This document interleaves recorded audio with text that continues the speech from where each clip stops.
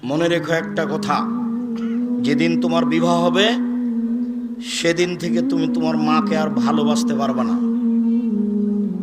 যেদিন বউ বাড়িতে আসবে সেদিনই তোমার মাকে আর তুমি ভালোবাসতে পারবে না। পরিস্থিতি তোমার উল্টে যাবে।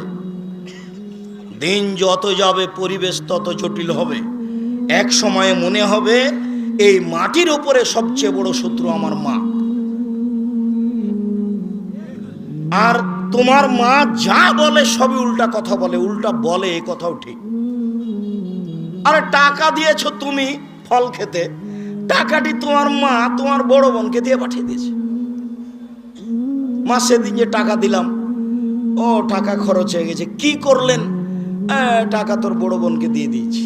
আরে আমি আপনাকে ফল খেতে দিলাম, টাকা দিলাম ফল খাওয়ার জন্য, আর আপনি টাকা দিয়ে দিলেন মানে? অবাক। আপনার ছেলে আর আপনার বড় ভাইয়ের বড় বোনের ছেলে এক জায়গাতে খেতে বসেছে, তো আপনার মা বড় মাছের টুকরা আপনার বোনের ছেলের পাতায় তুলে দিয়েছে। এইটা আপনার বউ দেখেছে। এইবার রাতে, হ্যাঁ তোমার মা এরকম, তোমার মা তোমার বোনের ছেলেকে ভালোবাসে, আমি রান্না করলাম কষ্ট করে, বড় মাছের টুকরাটা তোমার বোনের ছেলেকে দিয়ে দিল, আমি এগুলো সহ্য করতে পারি না। কত কি! আপনি সন্ধ্যায় এসে দেখছেন আপনার মা বিছানে পেশাব করেছে, উঠতে পারে না, বিছান গন্ধ করছে। আপনি বলছেন, হ্যাঁ তুমি আমার মায়ের বিছানা পরিষ্কার করনি, আমার মায়ের চাদরটা ধুয়ে দাওনি। তখন আপনার বউ বলছে, তোমার মাকে তুমি দেখো, তোমার মায়ের বিছানা তুমি পরিষ্কার করো। ওই ঘরে ঢুকলে তোমার মা আমাকে অকথ্য ভাষায় গালি দেয়, আমি তোমার মাকে দেখবো মানে? আপনার মা অকথ্য ভাষায় গালি দেয়, এ কথাও ঠিক। নেন এবার কি করবে?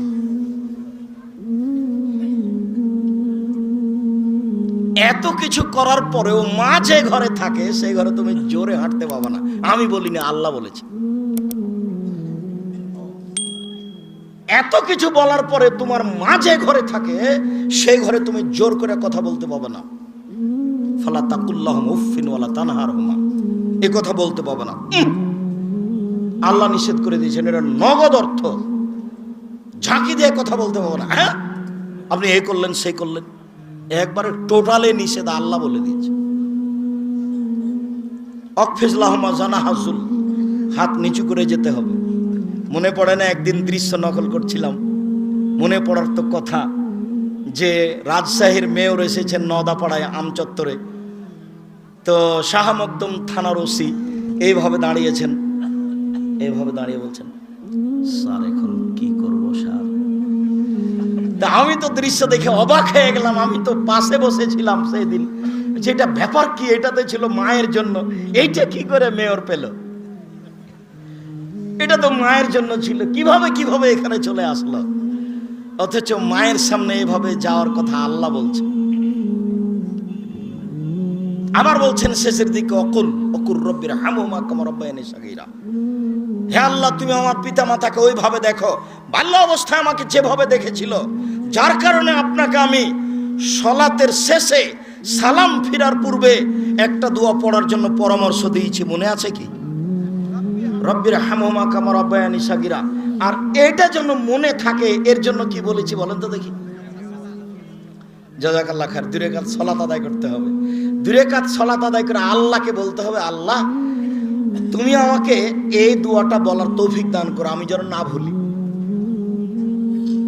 সব সময় সালাত শেষে সালাম ফেরার পূর্বে রব্বির হামহুমা কামা রাব্বায়ানি সাগীরা এই দোয়া বলার জন্য আমি আল্লাহর কাছে 2 রাকাত সালাত আদায় করে সাহায্য চাওয়ার জন্য বলেছি পৃথিবীর সকল দিনী ভাই বোনকে। সম্মানিত দিনী ভাই বোন, আল্লাহর নবী বলেন, চিরদিনের জন্য মায়ের অবাধ্য চলা হারাম, চিরদিনের জন্য মায়ের অবাধ্য চলা হারাম। এই বেটায় শোনো, আরো তোমাকে সতর্কতার সাথে বলছি, তুমি বারবার পেশাব করছো, তুমি বারবার পেশাব করছিলে বিছানে, তখন তোমার মায়ের জন্য একটা জায়েজ ছিল একটু হাসি মুখে আঘাত করা। এই অত পেশাব করিস কেন রে, এইটা তোমার জন্য জায়েজ ছিল।